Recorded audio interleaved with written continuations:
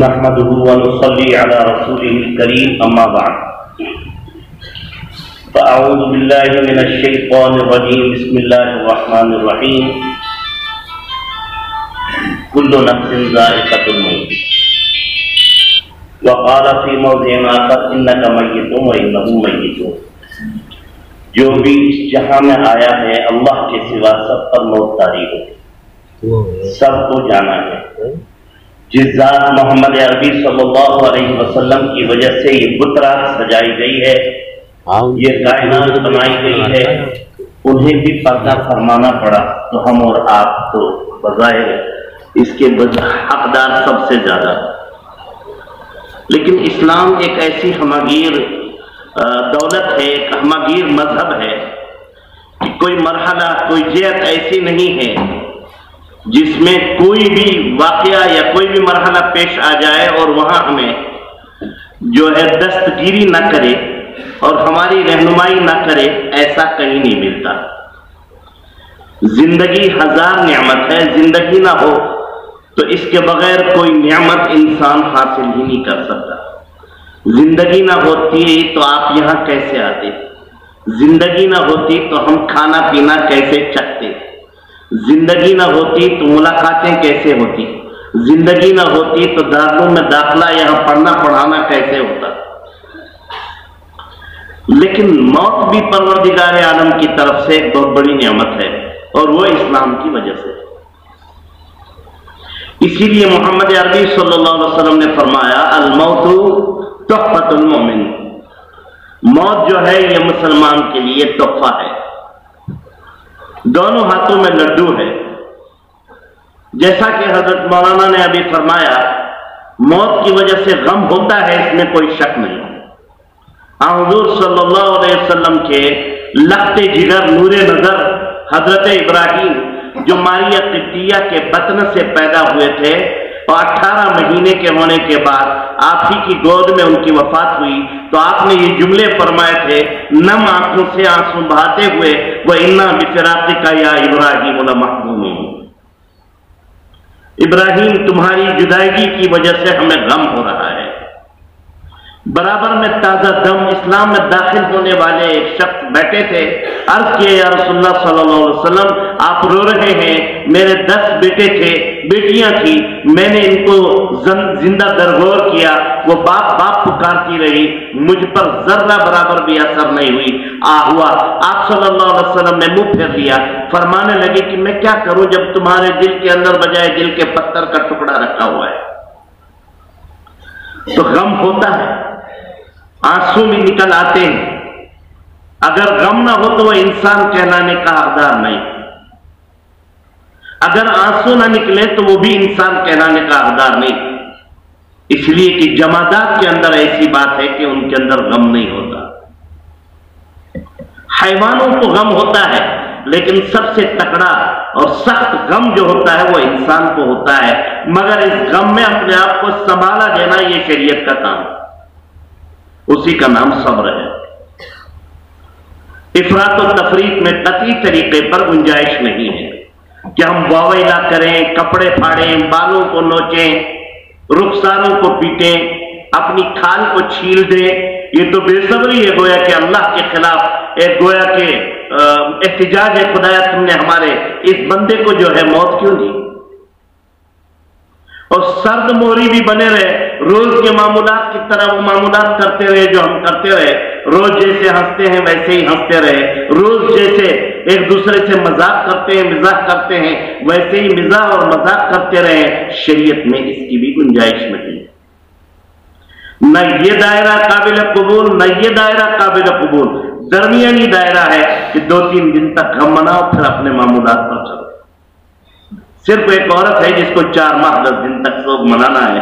آپ پڑھے لکھے لوگ ہیں، آپ لوگوں کے اندر یہ بات کرتے ہوئے تحصیل حاصل ہے، لیکن چونکہ موقع ایسا ہی ہے اس لیے بولنا ضروری ہے۔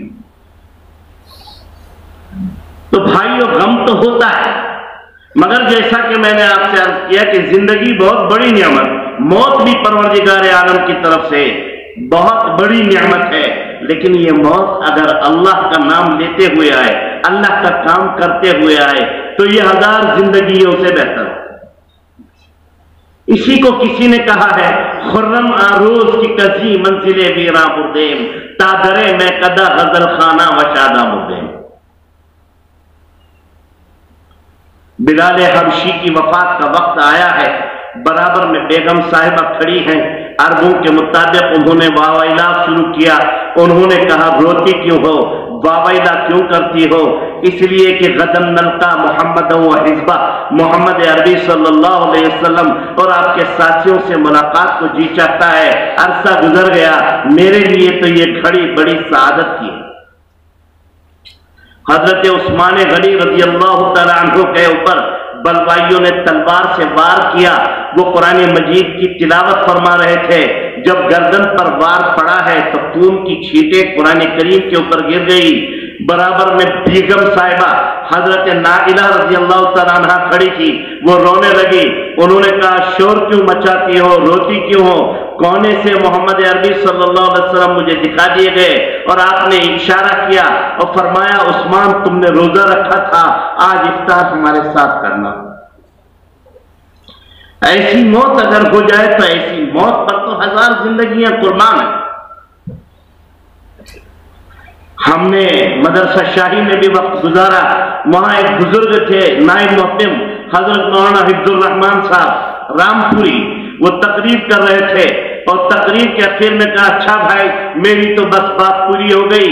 वो आखिर दावाना अनिल हम्दुलिल्लाह ही पढ़ा और पीछे को हो गए, वो वफात हो गई।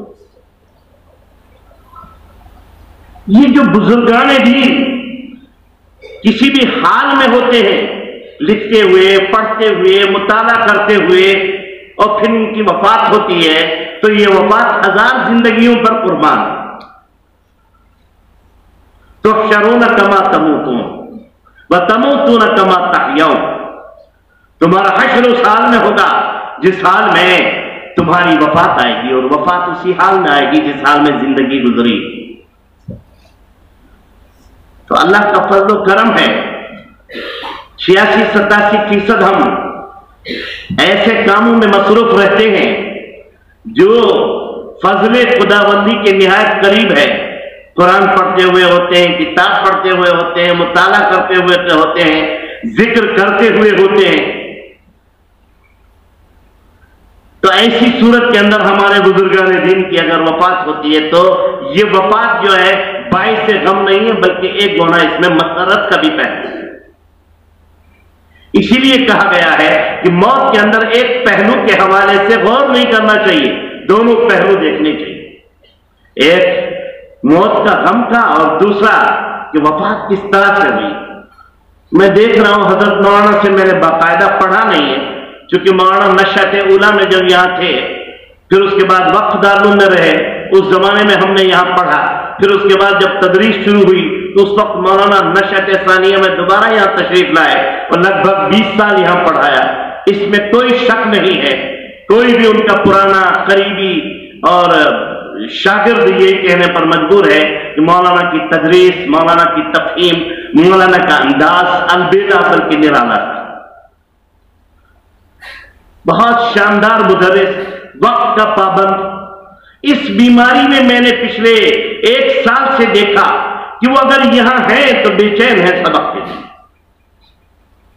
और नाजिम साहब बताएंगे इत्तिफाक से, वो किसी ने फोटो ले लिया, इनको मजमून सारा ही खत्म हो गया, गुस्सा आ गया। ये बताते कि वो कितने उतावले रहते थे पढ़ने पढ़ाने के लिए।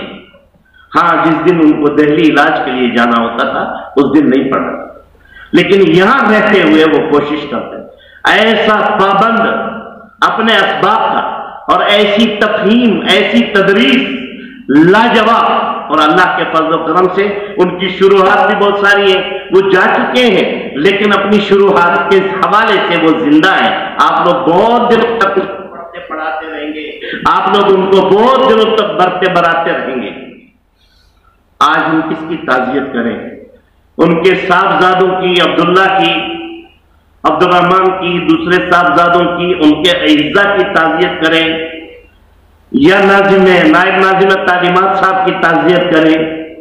उन्होंने तो अपना पिदरे मेहरबान खोया है, इन्होंने दारुल देवबंद का एक सपूत खोया है, और हमने अपना एक बड़ा भाई खोया है। اور آپ حضرات کی بھی تعزیت کرتا ہوں کہ آپ حضرات نے روحانی باپ کو کھویا ہے۔ مگر اسلام بڑا عجیب و غریب مذہب ہے۔ اسلام نے ہمیں یہ نہیں سکھایا کہ مجسمہ لگاؤ، اسلام نے فوٹوگرافری کی اجازت نہیں دی یادگاری کے لیے۔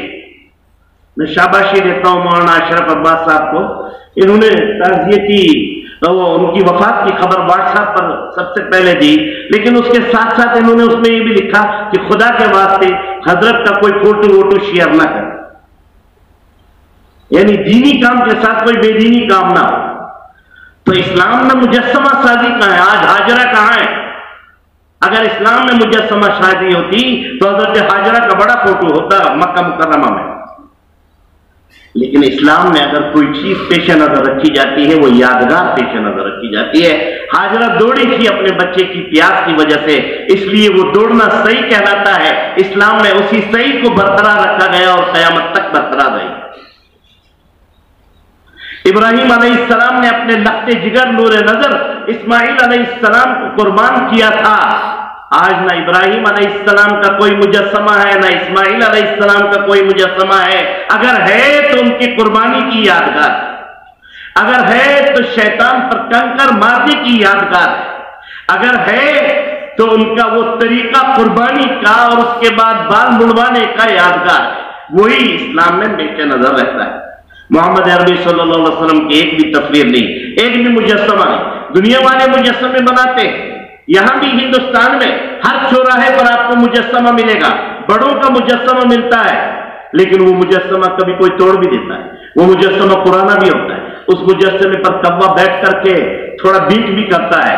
مگر اسلام نے کسی مجسمہ سازی کی نہ اجازت دی ہے، نہ اس کے سلسلے میں کوئی یقین دہانی کے ساتھ کوئی سبق لینے کا حکم دیا ہے۔ ہمیں اگر حکم دیا ہے تو جو جا چکے ہیں ان کی خوبیوں کو اپنے سینے سے لگاؤ اور اپنی زندگیوں میں لاؤ۔ مولانا سے مجھے بہت زیادہ ان کے بارے میں معلومات نہیں ہے، اتنا ضرور ہے کہ سبق کے بہت پابند تھے، تدریس کے بہت پابند تھے، تفہیم بہت شاندار تھی، اور مدرسے کے ضوابط اور قانون کی اتنی دیکھ ریکھ کرتے تھے کہ میں سمجھتا تھا اور کئی دفعہ یہ تمنا کرتا تھا کہ کاش کہ میرے اندر بھی یہ سب خوبیاں پیدا ہو۔ یہ سب چیزیں اچھا امانت دار بہت، جن لوگوں کا ان سے معاملہ ہوا ہے، کئی لوگوں نے مجھ سے کہا لین دین اس سلسلے میں بہت ہی زیادہ وہ ید طولہ رکھتے تھے، بہت ہی زیادہ آگے رہے۔ تو مولانا اچھا کھڑی کہہ دیتے، کوئی بات دل میں نہیں رکھتے، جو کچھ کہنا ہو وہ منہ پہ ہے، پھر اگلے وقت میں پھر دوبارہ درست ہو جاتے، اس کی کوئی روح رعایت نہیں کرتے تھے، کھڑی کہتے تھے، سامنے کہتے۔ تو ہمیں اپنے بڑوں کی ان خوبیوں کو اپنے اندر لانے کی کوشش کرنی چاہیے۔ جیسا کہ میں نے بتایا اسلام میں مجسمہ سازی کی کوئی گنجائش نہیں، فوٹو کی کوئی گنجائش نہیں۔ اگر یادگار کو برقرار رکھنا ہے تو کسی کی خوبی کو اپنے سینے سے لگانا چاہیے۔ تو میں آپ حضرات کی بھی تعزیت کرتا ہوں، دارالعلوم کے ارباب اقتدار کی بھی تعزیت کرتا ہوں، ان کے اہل خانہ رشتہ دار جو یہاں بیٹھے ہیں ان کی بھی میں تعزیت کرتا ہوں کہ اللہ رب العزت حضرت والا کی قبر کو نور سے منور فرمائے، جوار رحمت میں جگہ نصیب فرمائے۔ بہت جلدی ہمارے اکابر اور بزرگان دین اٹھ رہے ہیں۔ میں دیکھ رہا ہوں ابھی ماضی قریب سے حضرت مولانا ریاست علی صاحب، نور اللہ مرقدہ حضرت مولانا عبدالحق صاحب، اسی طریقے سے حضرت مولانا عبدالرحیم صاحب، اور اب یہ جا چکے ہیں۔ اللہ تعالیٰ رحمت کا معاملہ فرمائے، کرم کا معاملہ فرمائے، دارالعلوم کو اپنے فضل میں شامل حال فرمائے، شرور و فتن سے اس کی حفاظت فرمائے۔ وآخر دعوانا الحمدللہ۔